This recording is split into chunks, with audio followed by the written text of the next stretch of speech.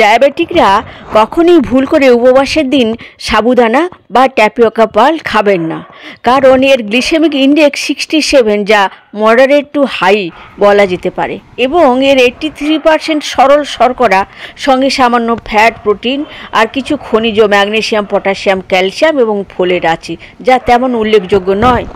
রক্তে sugar level দ্রুত বেড়ে যেতে পারে এবং ডায়াবেটিকদের যে সমস্যা থাকে, উচ্চ রক্তচাপ এবং কিডনির সমস্যা, এগুলোও কিন্তু বেড়ে যেতে পারে। যারা মোটা হতে চাইছেন, জিম করেন, ইনস্ট্যান্ট এনার্জির প্রয়োজন অসুস্থতার পর, এবং ল্যাকটেটিং মাদাররাই একমাত্র এটা খেলে উপকার পেতে পারেন।